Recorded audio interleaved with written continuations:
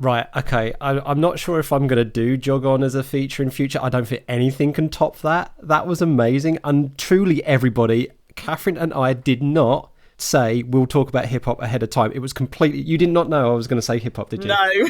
Right. That was amazing. And you probably thought asking a middle-aged white woman about hip-hop could go terribly wrong. Boom. But no, that was... Hello there. My name is Kit Rackley. My pronouns are they, them. And this is Coffee and Geography.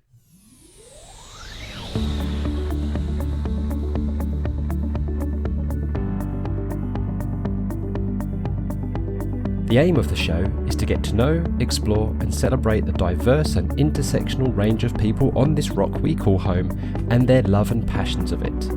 We'll find out why guests identify as geographers, and if they don't exactly, we'll have fun exploring all the myriad of ways that connects their life to geography. So, pour your favourite brew, get cosy and listen in. Oh, and don't forget to subscribe and follow us on Twitter at CoffeeJogPot. Off we go.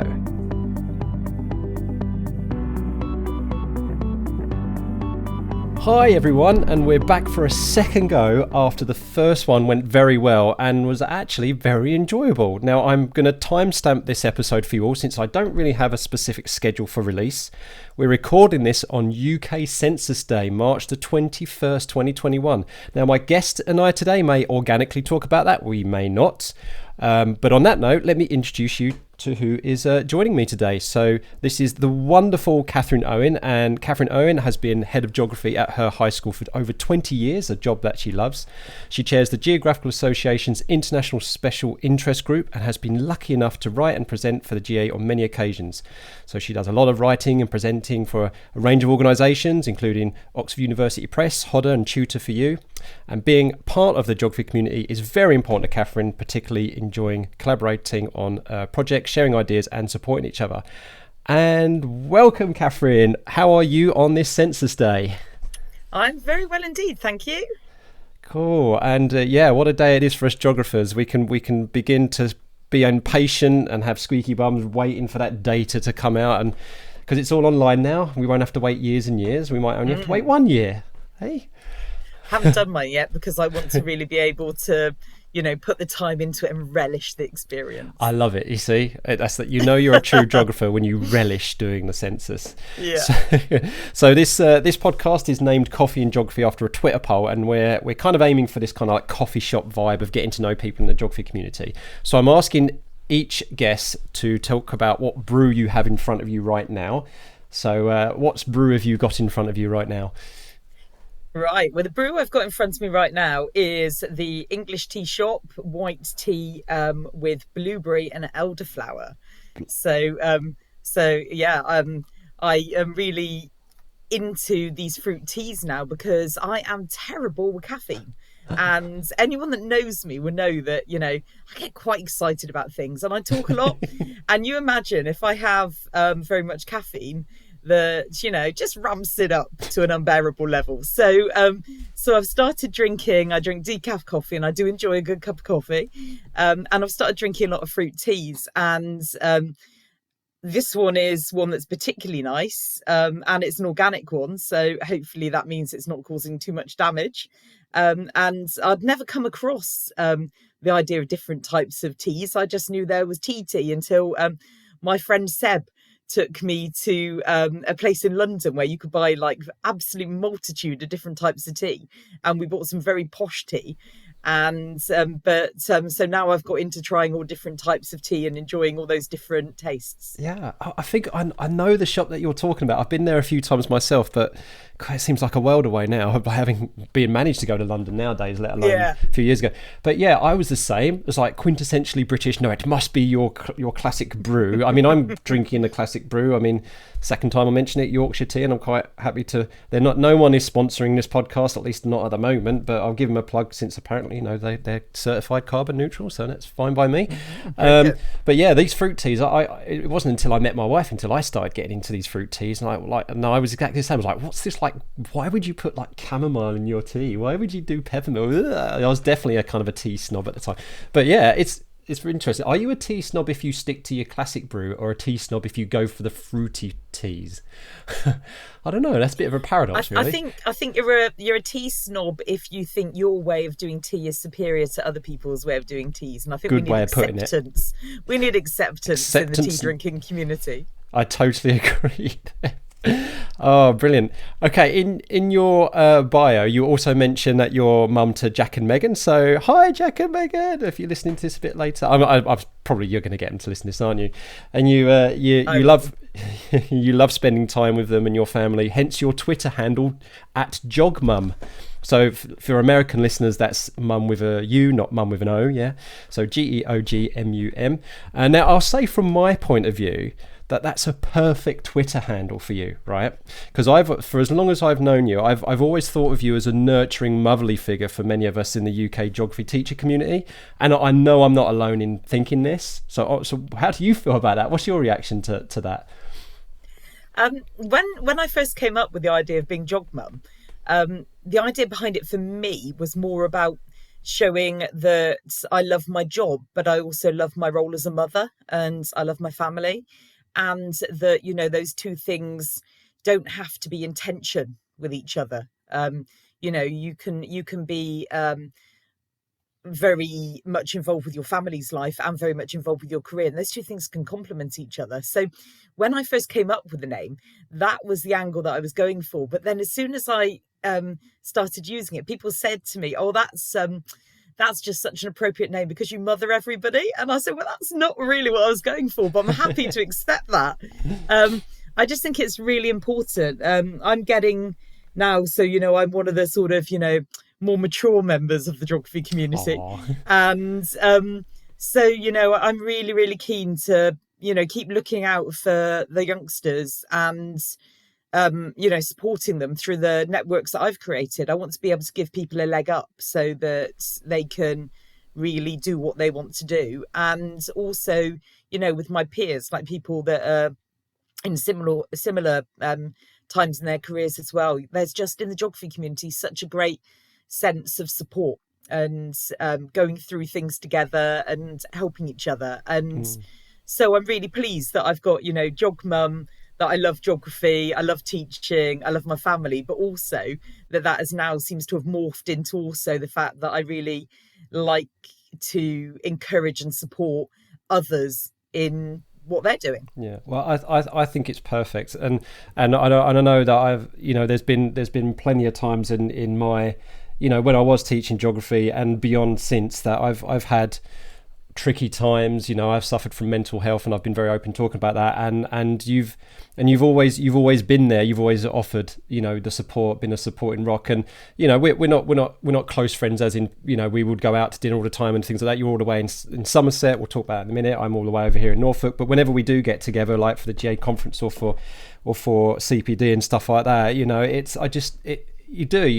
feel like through a geography community lens, you feel like a member of the family, and it's something. And I've always felt very, very safe, secure, and affirmed around you, and you do kind of give that persona. And so own it. And I'm so pleased you managed to get that Twitter handle, because Jog Mum is one of those Twitter handles which I think can go very quickly. Someone else could probably grab it. So I'm so pleased that you have it.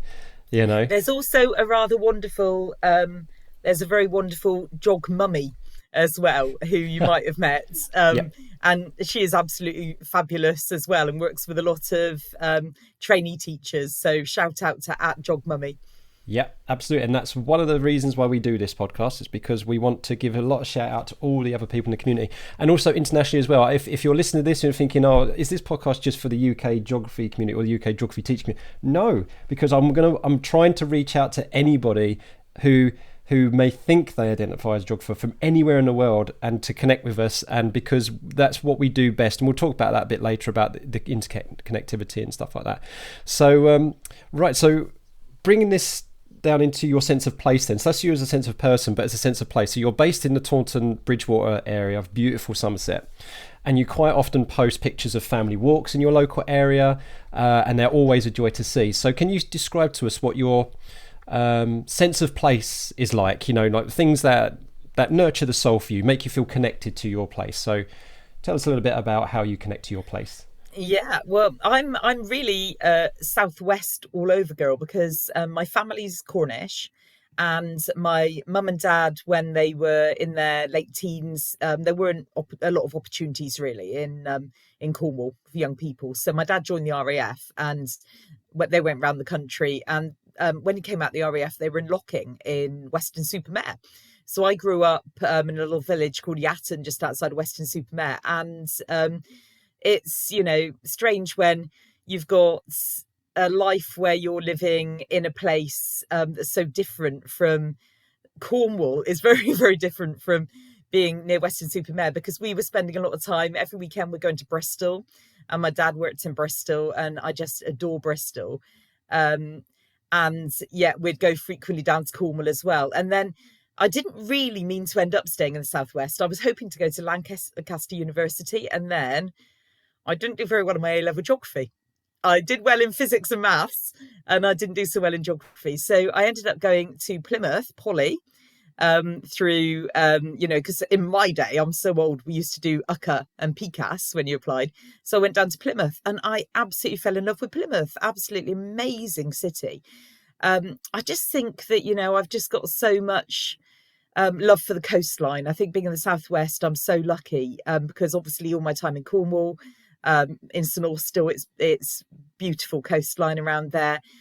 Growing up near Weston-super-Mare, then being down in Plymouth and having that amazing city by the sea, and just having, the ocean there, and all that sense of place that you're in one place, that has got its own very particular characteristic, but you're linked so much to the rest of the world. Plymouth, is so linked to so much of the world in positive and negative ways when we think about things like, colonialism.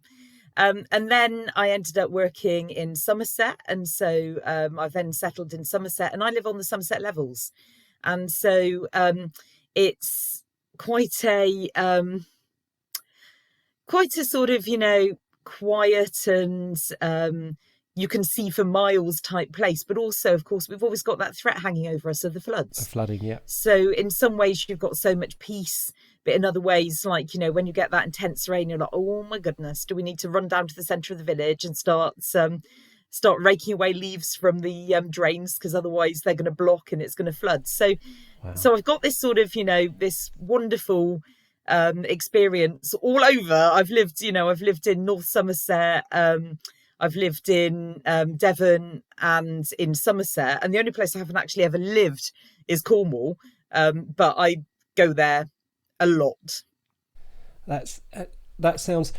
As soon as you said Somerset Levels, I think a lot of people listening would have connected that with flooding, in particular, as you just said, and I think that's really, really interesting. And what I would just want to kind of circle back to what you were saying about Plymouth is that's really, really good, because with my new day job now at the University of East Anglia, I'm trying to help encourage disadvantaged students, high school students, into going into higher education.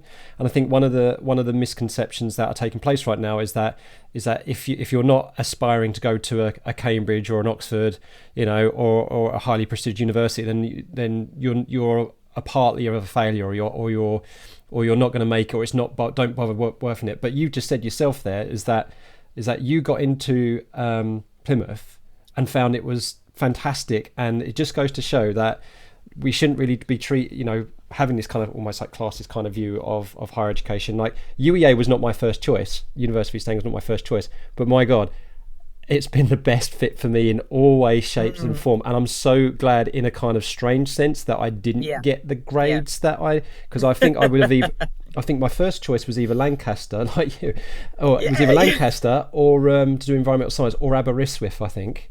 And I didn't quite get the grades for many reasons, but so I ended up going to university. But I tell you what, the way my life has panned out since going to University of East Anglia, which wasn't really very well known at the time, it's just changed my life completely for the better. So yeah, I'm really glad that you kind of made that mention.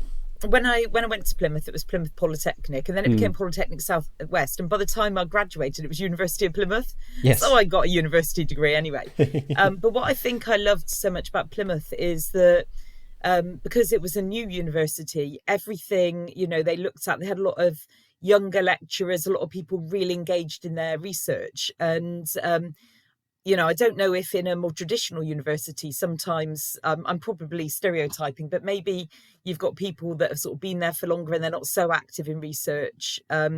I just felt like, in the geography department, particularly in Plymouth University, it was a really happening place. And then they've become now a place that's particularly highly regarded for geography, and particularly in relation to education. Seriously. So I really, really think the world of Plymouth University. Did great things for me, and I think it's important that I say to people, that's my background, because like you say, so many people think, oh my goodness, I must go to certain places, and it all works out really in the end, doesn't it? Whatever happens, just keep your faith. Even when I didn't do as well in geography as I was hoping to, I thought I could have gone off and done engineering with grades I had in maths and physics, but I love geography, so I stuck with it.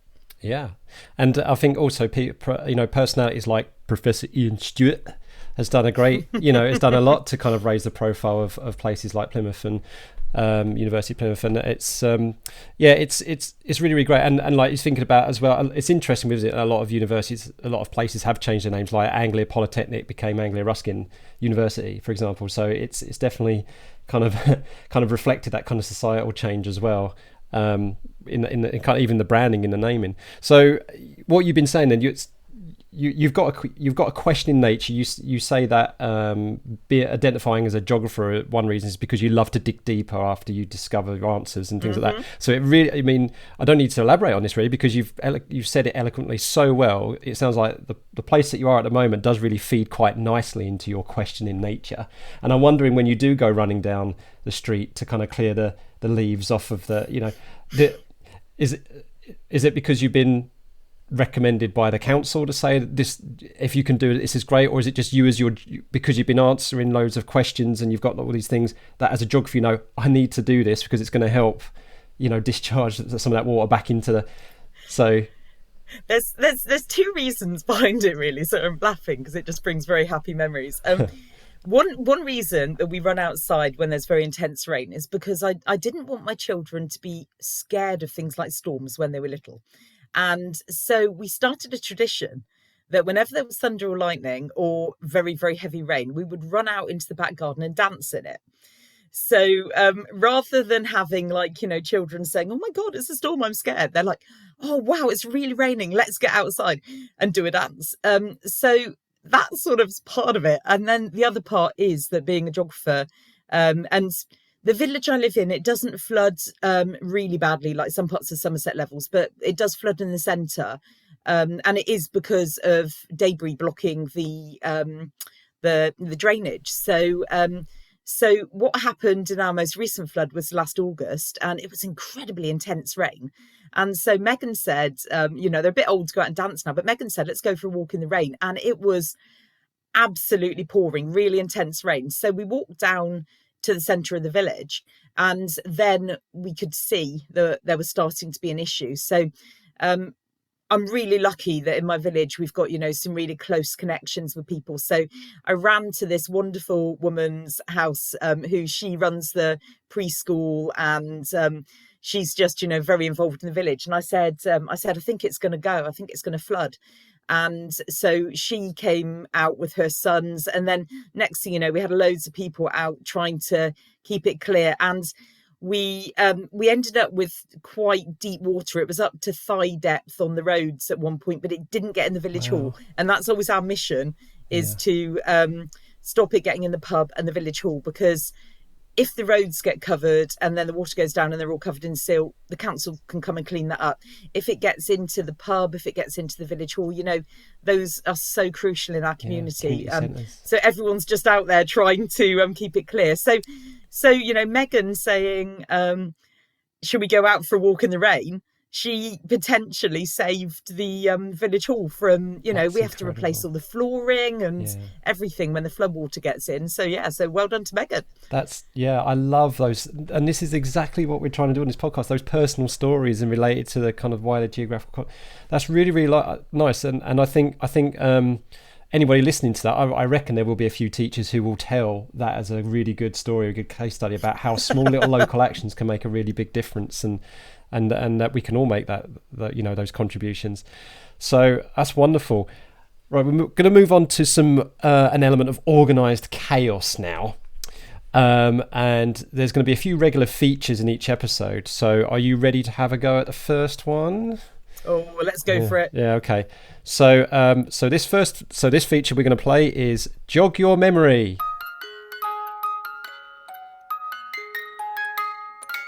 Okay, so we'll discuss your views about a significant geographical event without me revealing when it took place. So you need to guess when it did. So what I'm going to do is give you something here which has been taken from the fantastic folks at Reroute Head or Reroute.ed and their November 2020 YouTube video about African empires. The legendary kingdom of Kush was centered in Nubia, which today is modern-day northern Sudan. Now, this empire is particularly important as it helps to define the political and cultural landscape of northeastern Africa for more than 1,000 years. Now, the first kingdom of Kush was known as Kerma. Kerma is one of the oldest African states outside of Egypt and was established... The video talks about the Kush Empire Nubia, which is the modern-day northern Sudan, and this helped to define the political and cultural landscape of northern Africa more than 1,000 years ago. So I'm giving a ballpark there. The capital of Nubia was Kerma and became an important trading hub for exotic animals, gold, and acted as a waypoint for connecting many places from the Middle East to other areas of Africa. So for me, this is very clear historical evidence that, for example, globalization, interdependence is not either a uniquely Western or new phenomena. So what's your, before we get to kind of think about when this took place, what's your take on this? Especially, there's been a lot of exposure and articles now, isn't it, about African empires and the like.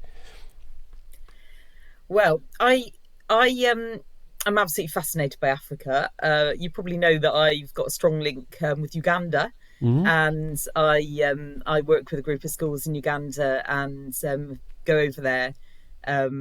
I've been over 3 times, been really, really lucky to be able to go over to Uganda a few times. So I tend to know quite a lot about Uganda and not so much about other places. But of course, you're talking about the Sudan, and that's South Sudan borders onto Uganda. And I was so lucky when I went to Uganda in 2018 to be taken to see a dance troupe perform in Kampala. And what happens is there's this incredible person that I can't remember his name at the moment, but he's absolutely amazing. And he set up this dance troupe, and young people who want to be doing things like, further and higher education, they come and basically live at this place, and they are dancers and singers, and they perform. But they also then are able to sort of, continue with their education. And what was amazing about this show that I was taken to was it went back through the history of Uganda, but also talking about some of the countries that are joining, and talked about like different groups of people and the amazing rich culture. And there were sort of songs and dances exploring. And so you've got like I don't know if the Kush were maybe a sort of Nilotic culture, but there was quite a lot of sort of looking at the difference between the cultures that developed around the Nile and then the cultures that were more Bantu based, that are more in the south of Uganda. So it was just the most amazing evening, watching the story of these rich cultures playing out before my eyes by these amazing young people. It was one of those nights that I would just never forget. It's incredible. And when it brought back a memory for me of something similar when I went to Malawi in 2013, and they greeted us with what they call the big dance. And the big dance is kind of a retelling of a story of the Chewa culture, and it's so beautiful, the whole telling of history through story and through dance and through those kind of cultural language, and for me, it identifies me as a geographer, is the whole the telling of stories and the passing of knowledge through story is absolutely key and vital, and we don't want to lose that.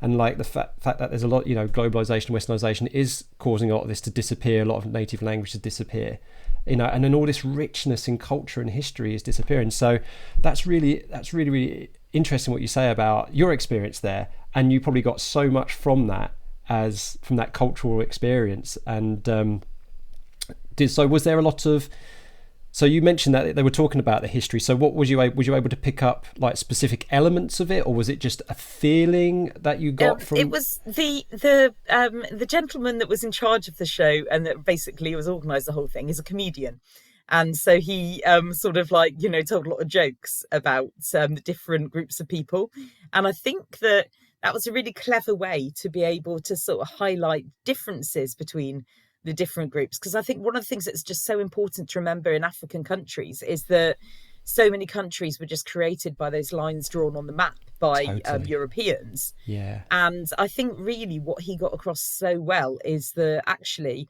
you've got all these different groups of people that have their own cultures and traditions, and drawing lines on a map to say, bam, this is a country, hasn't meant that, you've just suddenly got this homogenous country. You've still got this rich culture.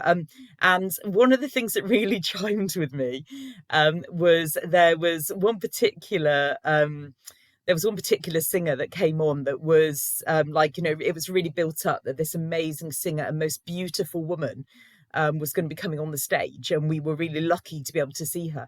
And then when she came onto the stage, she's quite a big girl, she's quite plump, and she obviously was very, very happy with the way she looked. She was stunning, and her dress was stunning, and she was twirling for the audience as she sang, and it just made me think, this is wonderful that so much in Western culture, there's so much, people have to look a certain way to be beautiful, and you're looking, quite often in things like magazines, there's so much of a focus on people being very slim, but in front of me there was this stunning, beautiful African woman who was so happy in herself and singing songs, from her heritage. And I just thought, this is what we need. We need different people who are, celebrating the way that they are and sharing that celebration. Absolutely. And also that's a very, very fantastic way of avoiding the narrative of the single story as well. Something that Chimamanda Ngozi Adichie talks about quite a bit in her TED talk, that even she says, I can't represent a Nigerian, I definitely can't represent an African woman because we're so diverse. We're a continent of so many over 50 countries, and then you've got, I don't even represent a Nigerian woman because there is so much diversity within that. And then she talks about how she's a Nigerian middle class, and then how and then what you've just described there is actually one beautiful way of how you can connect to that individuality and that sense of place and sense of culture within something so joyful and so individual, but then plugs into a culture. Thank you for sharing that. That's really. I'm going to have to. You're going to have to get back to me a bit later and kind of see if you can find some stuff for me that we can all post some links, and that maybe there's some video that people can watch or something. That'd be amazing. I'm sure there is, because I was talking to my year 11 class because we study Uganda, and I found a clip where it was this cultural centre sharing some of the music they do. So I'll find some of that. Can I also do a quick plug as well, because the GA has got a wonderful website called Geography Education Online, and I've written some resources for it, and one that went up just last week is one about the single story. So if teachers are looking for a resource to explore the single story, it's PowerPoint that they can use, and it's got a link to the wonderful TED talk by Adichie, and it's got some ideas for activities to do with students to think about the danger of the single story. Awesome. So for those who are not sure about the acronym. So GA stands for Geographical Association. And for those of you who don't use the UK system of education, Year 11 is our 15 to 16-year-old high school kids. So if you're in America, that'll be your grade 10, your 10th graders. I can convert very easily since half my family's American. Right, so when do you think all of this was taking place then? The age of the Kush Empire and Nubia and all that kind of stuff. What's going to be your ballpark kind of guess? Oh. Putting you on the spot now. I think, is it around sort of, I wonder if it was sort of around 0. Okay. Well, you're going like order of magnitudes correct. so sort of starting before, starting sort of before and then ending slightly after. Okay. So and it just goes to show how much of an influence they must have had, because as it was said in earlier, you know, it had an influence for over 1,000 years. So a good indicator is that the capital of Nubia, which was Kerma, it was established as the capital in 2000 BC. So there we go. So you were so you were another 2,000 years off. But hey, but it just goes to show that this, you know, as we said, like this whole kind of like global trade kind of process was taking place far earlier than the Western society came along. So yeah, it's we've definitely been preceding that. So a little factoid in that. But definitely everybody do check out Reroute Head on Twitter. You can find them at Reroutes. That's REROOT_ED on Twitter, and definitely their little YouTube clips is fantastic. And I wonder if we have any historians listening to this. They probably think coffee and geography. No, yeah. But if you are, thank you so much for coming to the dark side. And Rerouted is a fantastic thing for you to check out as well for any things that you could use in your history. Right, we're going to go back to you now. And talk a bit about do something a bit fun. This is a new game. I don't know how it's going to work, but we're going to call it Jog On.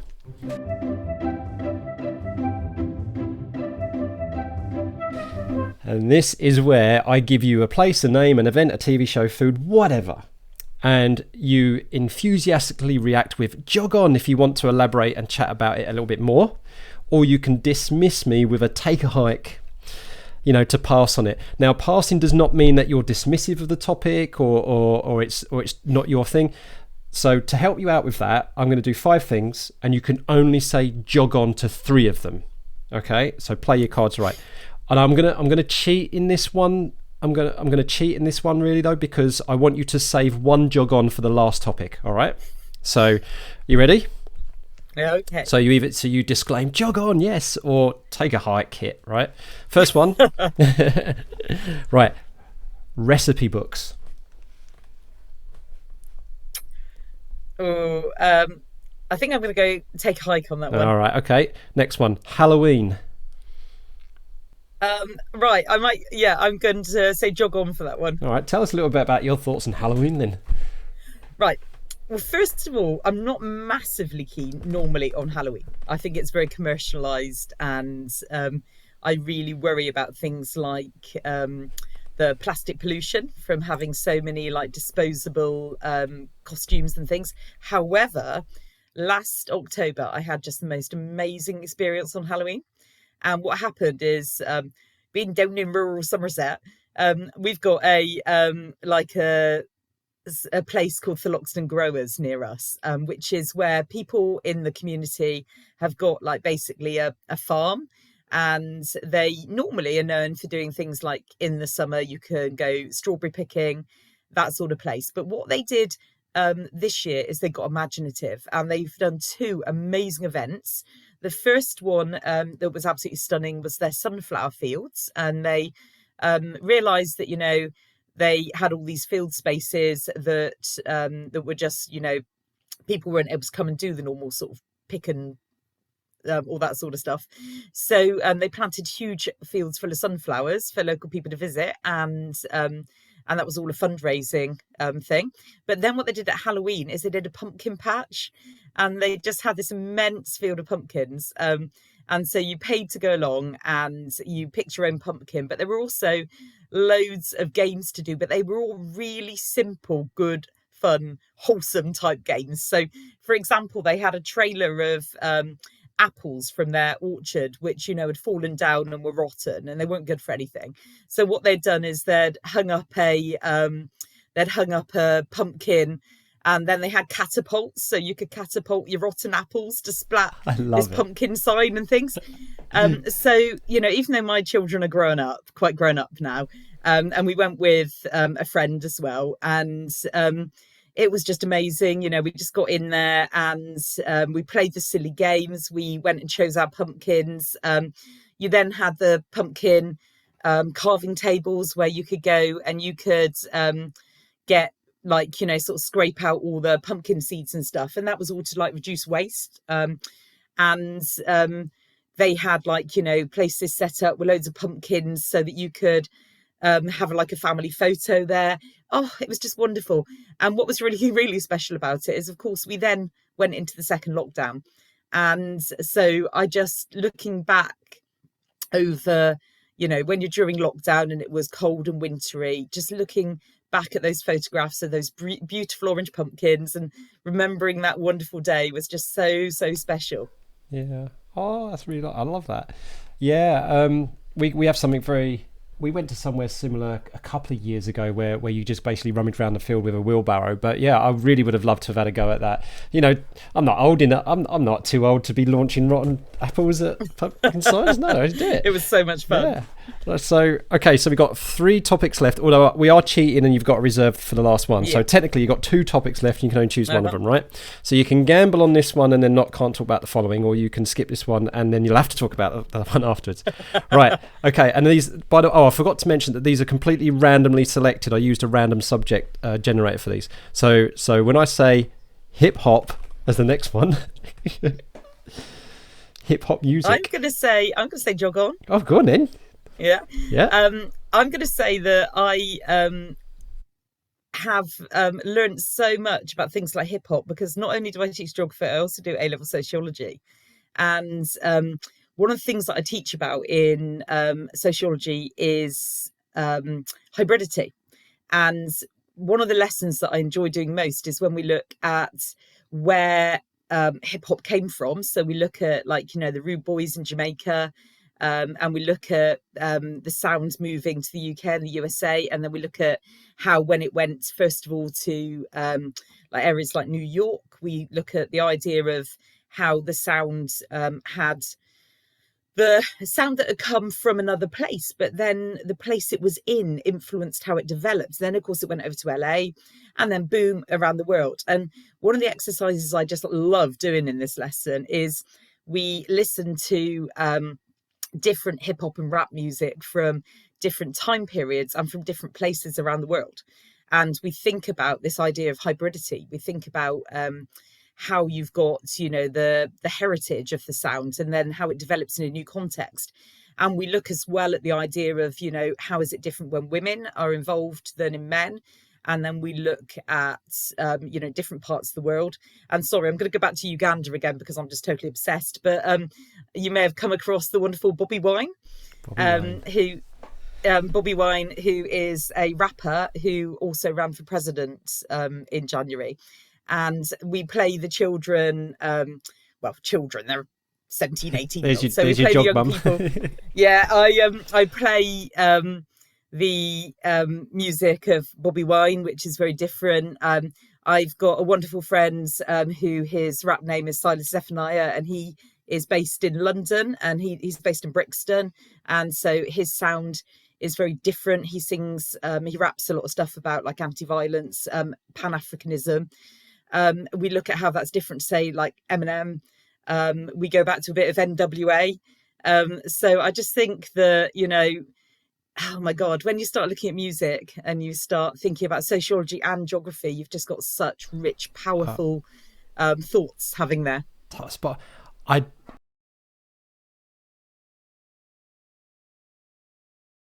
Right, okay. I'm not sure if I'm going to do Jog On as a feature in future. I don't think anything can top that. That was amazing. And truly, everybody, Catherine and I did not say we'll talk about hip hop ahead of time. It was completely, you did not know I was going to say hip hop, did you? No. Right. That was amazing. And you probably thought asking a middle-aged white woman about hip hop could go terribly wrong. Boom. But no, that was fantastic, and it is a testament to how, you know, this Jog Mum culture of you, how, you know, you're nurturing, kind of like just allowing everybody to be who they are, you know, and the love for everybody's culture and things like that, and the way that you've just described bringing it into your teaching is fascinating, and that's brilliant. Now the last topic was so I don't just say what you would have said to this one. The last random topic, this is so different, was Pac-Man. What would you have said to that one? I would have said take a hike. Yeah, so it's worked out quite well then. Okay, right. So the last topic, and I did actually say save it for this one, because we did cheat. This one was, you actually stated this before the show, and you said that your daughter has you watching RuPaul's Drag Race. So that was the fifth topic. So I've cheated by actually that's not a random one. And you simply stated that you love it. So what is it about RuPaul's Drag Race? So you're going to jog on with this one. What are you going to talk about? Yep. What can you tell us about that then?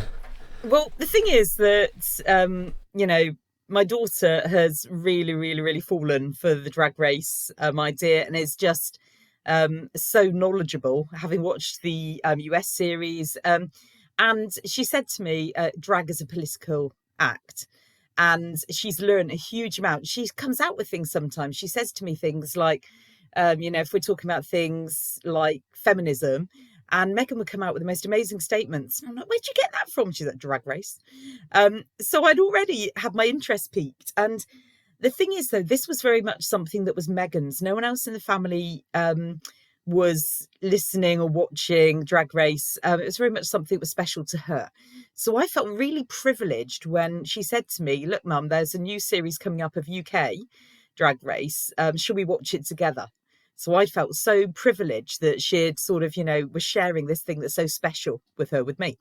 So I watched the first episode, and I was all ready to be enthusiastic about it, even if I was a bit dubious, because, you know, it's so important to Megan. And it absolutely just stunned me. It's a beautiful program. Just seeing these amazing, talented people, and there's so many stories about their lives, and how they've, you know, come across awful obstacles sometimes, but overcome those and are so true to themselves through their drag. And I just thought that was just absolutely inspiring. And there's also the talent, because I hadn't realised that, you know, there might be an episode where it's all about making a costume, and then there's an episode where it's about being in a soap opera, and then there's an episode where it's all about singing and dancing. And the versatility of these people is just stunning. The relationships that they develop, the way they support each other. None of them are going to be really confident at doing everything.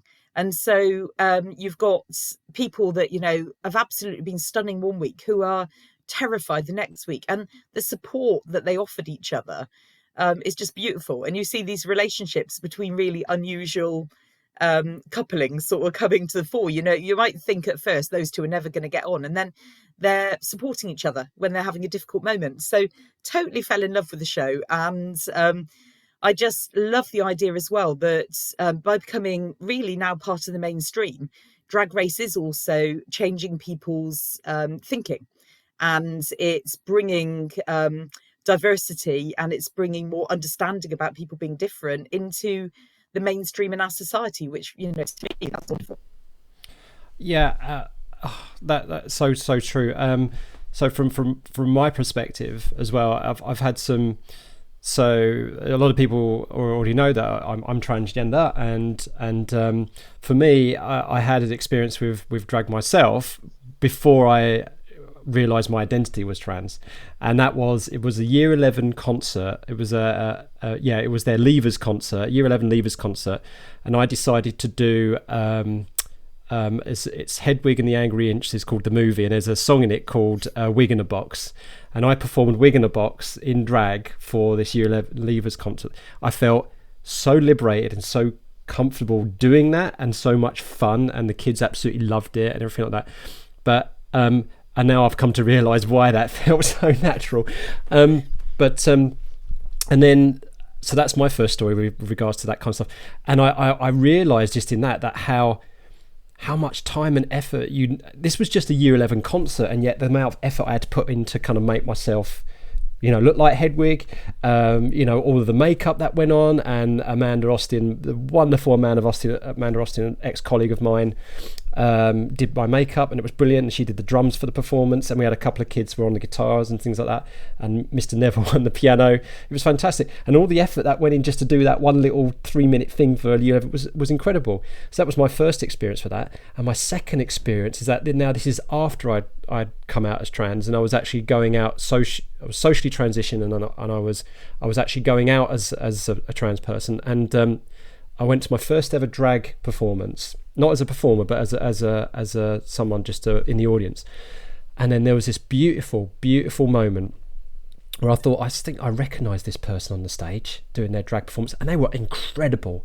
The amount, not just their performance, but their get up, their makeup, I'm like, I swear I recognise this person. And then after their performance, they'd made eye contact with me a couple of times during the performance, and after the performance, they went off, and they went, I heard this shout across the room, "Oh my God, I knew it! This is amazing!" And then this person ran up to me, gave the biggest hug, and it turns out it was an ex-student, an ex-form tutee of mine. Oh. That was out as queer to an extent at school. Mm-hmm. But with a small Q, because still there was those social pressures and stuff like that.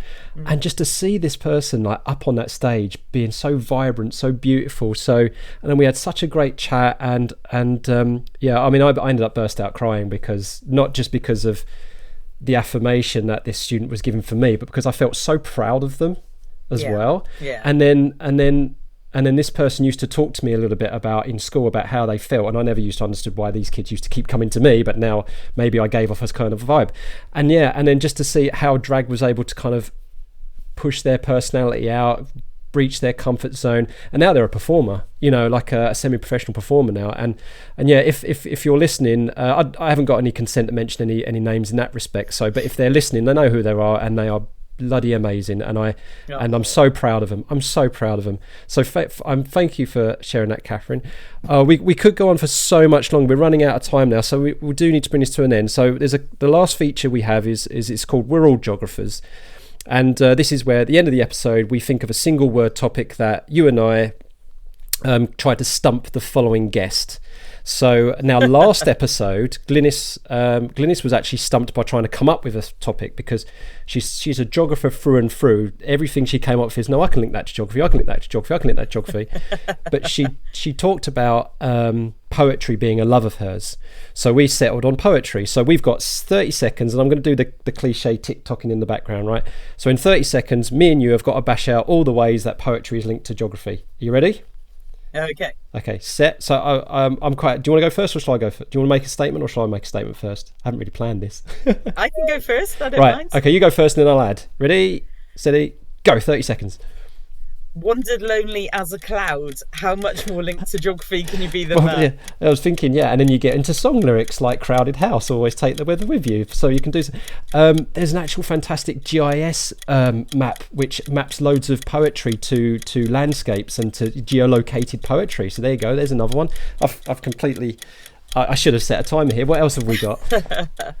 I've come across in Bristol, where there's been groups that have been looking at the cultural heritage of different groups of people in Bristol, and they've explored that through poetry. I'll have to find the website link so that I can share that with you. Right, and there we go. I think we nailed it. So anybody try to use poetry as a way not to link to geography, I think we've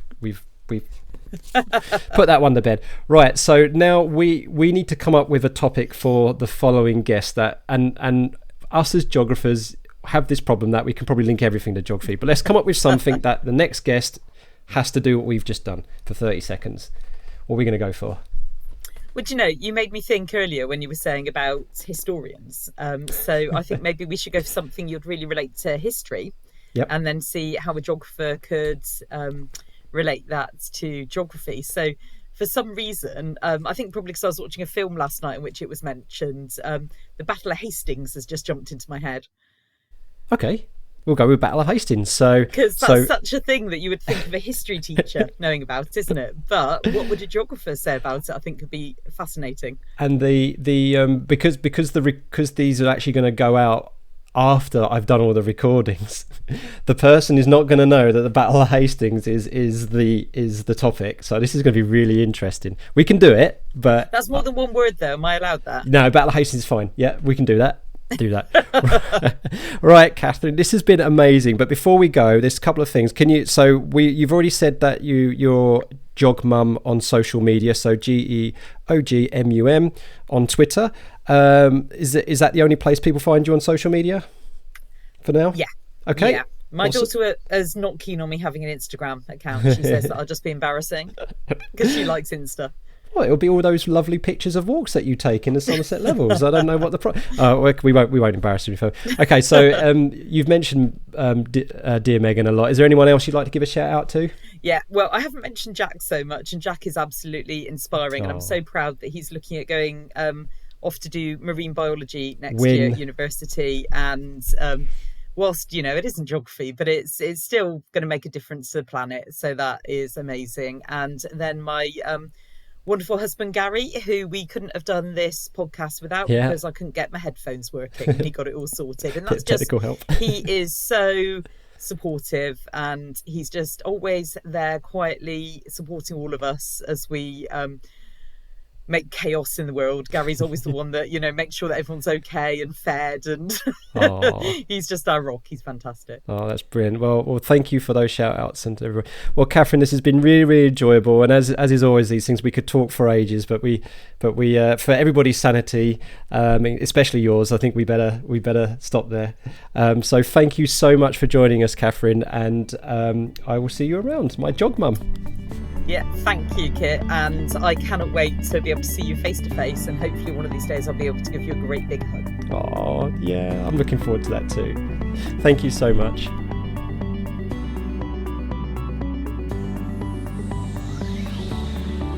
Thank you so much for listening. We hope you had fun. If you haven't already done so, please subscribe so more stories and experiences can drop into your favourite podcast app.